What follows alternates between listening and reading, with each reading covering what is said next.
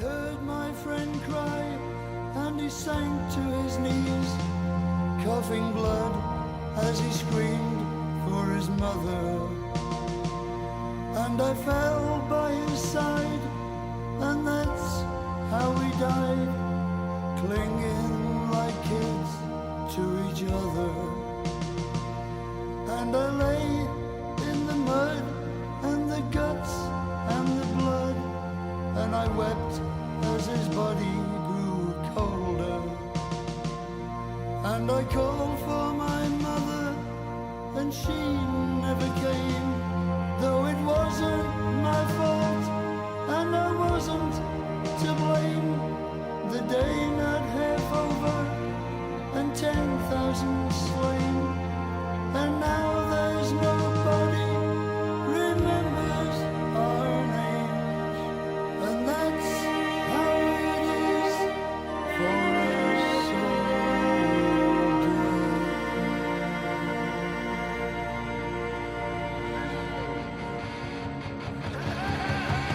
Everybody wants some, I want some too. Whoa, everybody wants some. Baby, how about you?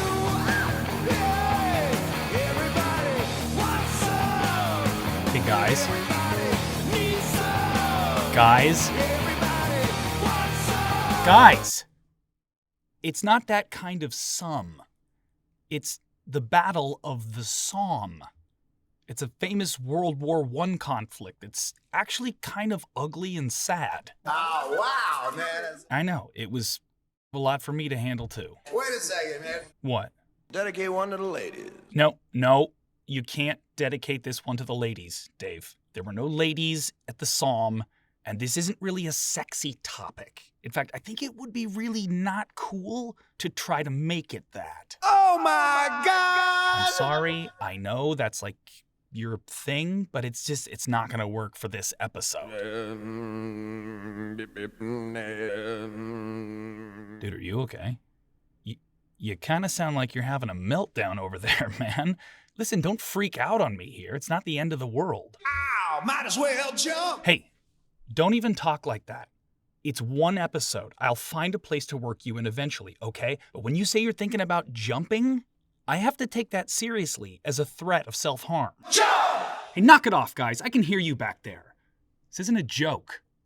Now, Dave, I don't think you really mean that, do you? See, a gun is real easy. Okay, just stop it. Just stop it right now. Or I will call the police, and I will have them put you under 24-hour watch. Oh, my God! But you think I won't? I am dead serious. And what are you gonna do then, huh? What are you gonna do when I call the police to come get you? Reach down between my legs and What the fuck? ease the seat back. Oh, sorry, I thought you were being gross. I don't feel tardy. Well, you are, and that's why I can't feature you on an episode about World War I. It's just not really a Van Halen kind of a topic. You know what I mean? Oh, wow, man. I know, I'm sure it's disappointing, but I take the subject matter very seriously most of the time. And for this episode, we just need a different kind of a voice than you can provide. Hello, baby. Now you get the fuck out of here. And take the rest of the band with you. Yeah, dead or alive. Go, I gotta start. Sorry about that. And don't say anything, but I'm probably not gonna put them into an episode. Not because I don't have the room or anything like that. I just hate Van Halen. And speaking of, has a music podcaster ever had to make a transition to World War I from Van Halen? Is this hell of my own making unique to me exclusively? All right, well, fuck it. Let's make history. And speaking of fair warning, you know who wasn't given fair warning? Oh my gosh, this is going great right now. The British troops charging into German machine gun fire at the Somme. Wow. I feel like the Carrie Strug of impossible transitions. Just Google it. So every one of the battles that I am covering in this series has its own unique character, some quality that distinguishes it from other battles of World War I, and because this was the world's first modern global conflict, Those defining features were also sometimes historic firsts. The Somme, for example, was the first time tanks were ever used in war. I learned in researching this episode that the term tank was just an internal code name to keep Britain's rivals from discovering what they were working on, and the intended name of the vehicle was actually landship. So, not hard to imagine why tanks stuck. And stuck they were. Of the 49 landships deployed at the Somme, 25 never actually moved.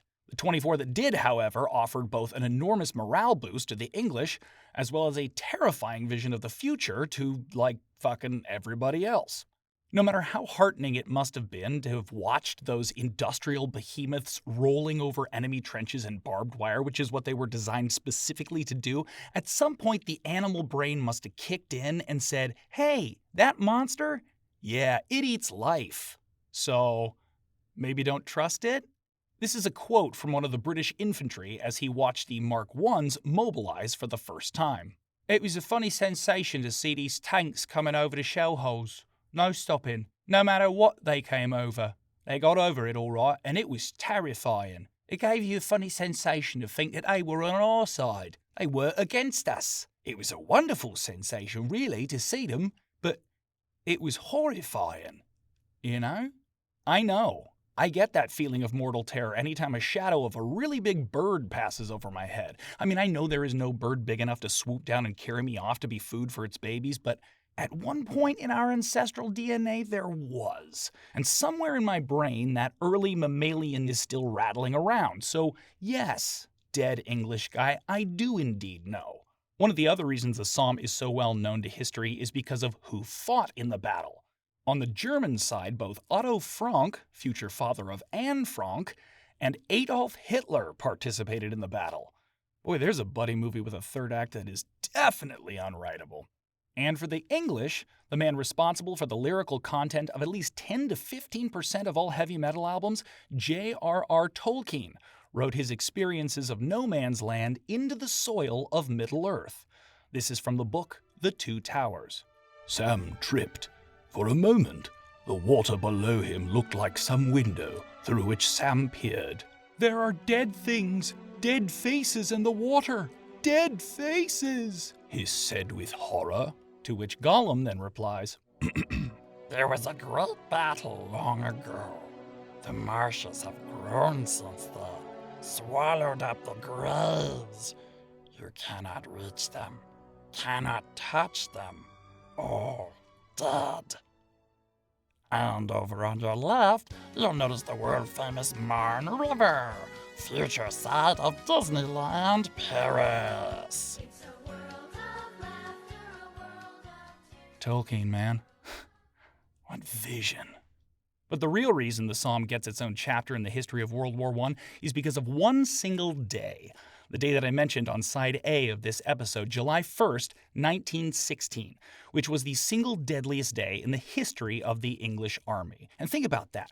The single deadliest day for an army that was created as a standing military force in 1660. An army that fought in the 7 Years' War, what we call the French and Indian War in the States. They fought in the War of American Independence in 1812, the Napoleonic Wars, and of course, World War II. And the single greatest loss of life came not from any of those, but from the First World War, which tells you what an exceptional event in human history this really was. But not in a good way. I hope that was clear. And here is why. The British general Sir Douglas Haig ordered the bombardment of German positions on the Somme with artillery fire for over a week. So the English knew that they could send their infantry through the small gaps available to them and take back those abandoned positions. In fact, as the orders were coming down, the English infantry were told that they wouldn't have to run or crawl through no man's land. They could just march, and I quote, like a parade. What they didn't know is that over half of the artillery shells from that week-long bombardment failed to detonate. So you had a mass of British soldiers literally walking into a tight space with German machine gunners sitting above them, both to the front and to either side. One of those German gunners later wrote, "When we started to fire, we just had to load and reload. They went down in the hundreds." We didn't have to aim, we just fired into them. And then we had a bunch of free time on our hands, so about 70 years later, we created a bunch of weird techno music. Seemed like the right thing to do. After the loss of more than 19,000 men in a single day, General Haig made the absolutely brilliant strategic decision on July 2nd to do the exact same thing again. Because that's the last thing the Germans would expect him to do. I mean, not changing course would be so unfathomably stupid that it might actually have been a stroke of genius. It wasn't, but it might have been. So by November 18th, when the battle ended, both armies, as well as the French, had amassed a total of over 1 million casualties, to which Germany would contribute the largest share of 44,000. In the end, the Somme really could be considered a victory for the English. Again, it totally wasn't, but it could have been if it had produced a single solitary iota of strategic advantage for the Allies, which it did not.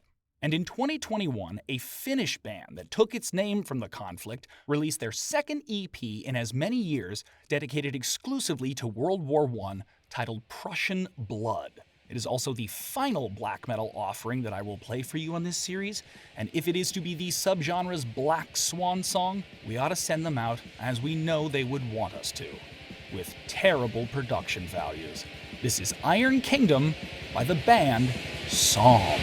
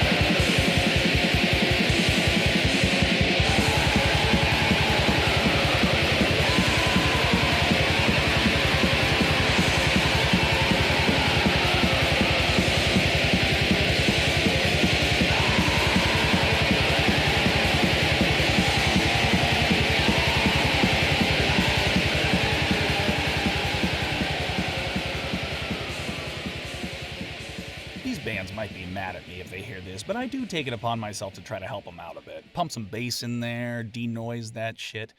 Hey, just because they recorded it in their grandma's basement doesn't mean we have to listen to it there. The final battle that I want to talk about in any detail is another Douglas Haig joint, Passchendaele. The battle took its name from an individual hill on the landscape, much like Armageddon of Bible fame. There was a village on top of that hill that was also named Passchendaele, but after World War I, there was just a hill. And similar to Armageddon, Passchendaele felt to many of those who fought in the battle very much like the end of the world. Also known as the Third Battle of Ypres, Passchendaele took place on the North Atlantic coast and had been reclaimed from the sea by the nation of Belgium through a careful drainage and irrigation system developed over centuries. But the combination of heavy artillery shelling and a historically heavy downpour of rain for all but 3 days in August, the fields that once grew flax crops had been transformed into yawning craters filled with black, sucking mud. As one major in the field company of Royal Engineers wrote, "There was no ground to walk on. The earth had been plowed up by shells not only once but over and over again, so thoroughly that nothing solid remained to stand on. There was just loose, disintegrated, far-flung earth, merging into slimy, treacherous mud and water around shell holes." He went on to describe the effect these conditions had on his fellow soldiers. Cowed and deadened by the monotony of extreme danger and the constant casualties among their mates, they hung on to existence by a thin thread of discipline rather than any spark of life. Some of the feebler and more highly strung deliberately ended their lives.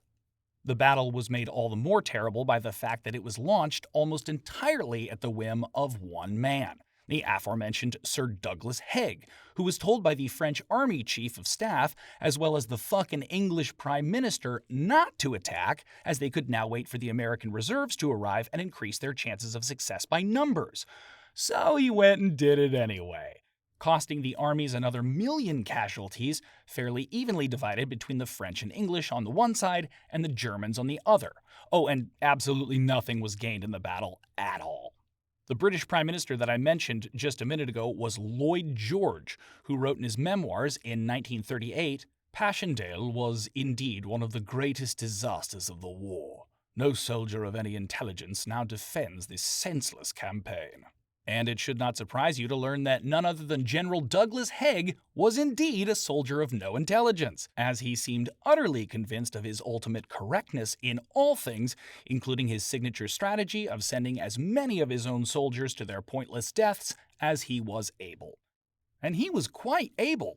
He was the mastermind behind the tactical genius of the human meat grinder in Verdun, the loss of over 57,000 men in a single day at the Somme, and the human soup we're all now wading through in Passchendaele.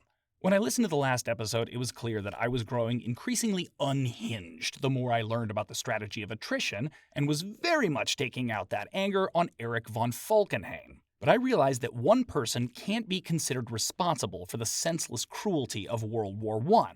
And now that I'm learning more and more about General Douglas Haig, I have to fight the impulse to fall back into that de facto soul rage.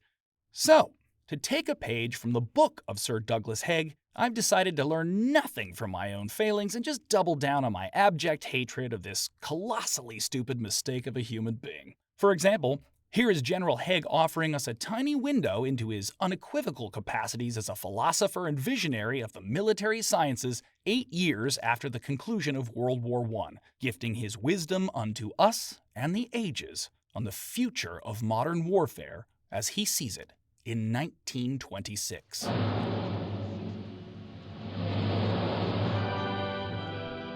I believe that the value of the Horth and the opportunity for the Horth in the future are likely to be as great as ever. Aeroplanes and tanks are only accessories to the men and the Horth. I shit you not, this is 100% real. And I feel sure that as time goes on, you will find just as much use for the Horth, the well-bred Horth, as you have ever done in the past. Well, so I take it all back. And just so that we don't lose track of what Haig's baffling incompetence actually cost the world, this is a gold star account from one of the soldiers who was forced to endure the ramifications of that incompetence and Haig's indefensible failures as a leader and a human being. This is Sergeant T. Berry from Passchendaele on October 11, 1917. We heard screaming coming from another crater a bit away. I went over to investigate with a couple of the lads. It was a big hole, and there was a fellow in it up to his shoulders. So I said, "Go get your rifles, make a chain, and let's get a hold of him." But it was too far to stretch. We couldn't get any force on it. And the more we pulled and the more he struggled, the further he seemed to go down. And he went down, gradually. He kept begging us to shoot him, but we couldn't shoot him. Who could shoot him? So we stayed with him, watching him go down in the mud. And he died like that. He wasn't the only one. Okay, so that's the last of those I'm going to read. No more black metal, no more bleak first-hand accounts from soldiers. We are now heading into the show break with a story of redemption. Specifically, my redemption. I have been, throughout this podcast, conspicuously lukewarm toward a certain band of legendary import to the history, philosophy, and future of heavy metal. And that band is Iron Maiden. Many of my friends and listeners have pointed out my transparently half-hearted attempts to convey the significance and the greatness of this band, that, with the exception of only Judas Priest, is undeniably the most influential act in the whole of traditional heavy metal. Black Sabbath is obviously not included here, as they are neither traditional heavy metal, nor are they constrained by the judgments of mortal men. I've always liked Iron Maiden. I have always appreciated Iron Maiden. I have played both Run to the Hills and The Trooper on this podcast, arguably two of the band's most well-known and widely beloved of their individual offerings, and both of which I like. I like them. I wouldn't change the station if they came on the radio, if such a thing as radio still existed, but the truth is, I don't love them. I have listened to all of Iron Maiden's 80s output and a few songs off of Fear of the Dark from 1992, but nothing after Bruce Dickinson's departure from or return to the band, because if I don't love anything from their discography before that period, am I really gonna love anything after? And then the time arrived in which I needed to find a song that could be related to the Battle of Passchendaele. 1914 has a song called Passchendaele, but I've already played them.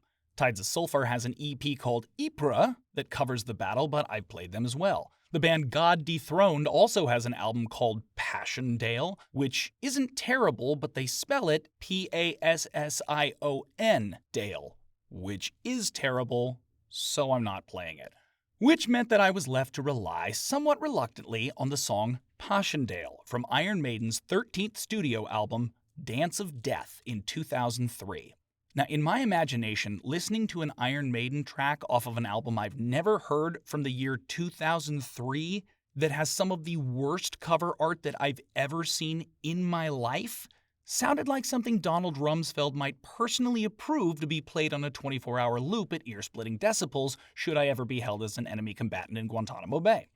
But as I'm sure you've guessed at this point, I fucking loved it.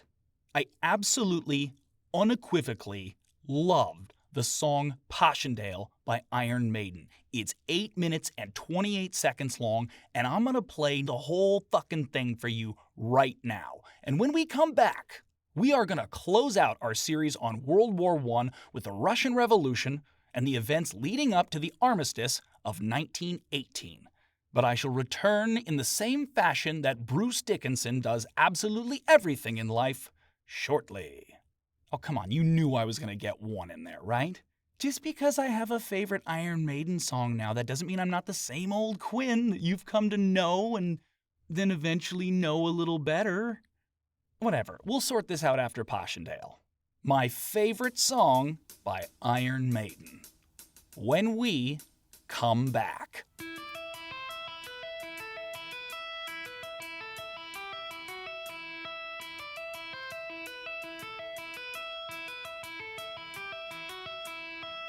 In a foreign field he lay, lonely soldier, unknown grave. On his dying words he prays, tell the world of Passchendaele.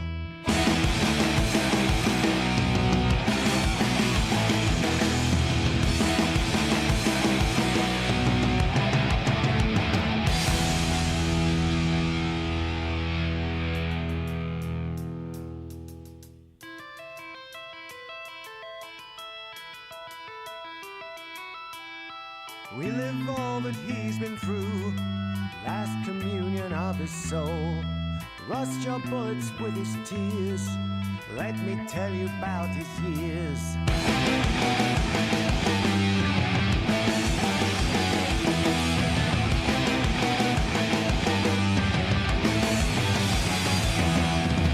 Laying low in a blood-filled trench, killing times on my very own death. On my face I can feel the falling rain. Never see my friends again. In the smoke, in the mud and lead, smell the fear and the feeling of dread.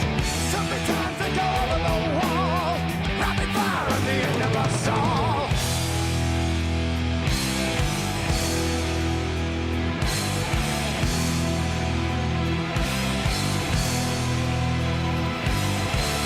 Whistle shouts and more gunfire, lifeless bodies hang on barbed wire. Battlefield, nothing but a bloody tomb. Be reunited with my dead friends soon. Many soldiers, 18 years, drowning mud, no more tears. Surely a war the world can win, killing time about to begin. Home, far away from the war, a chance to live again. Oh,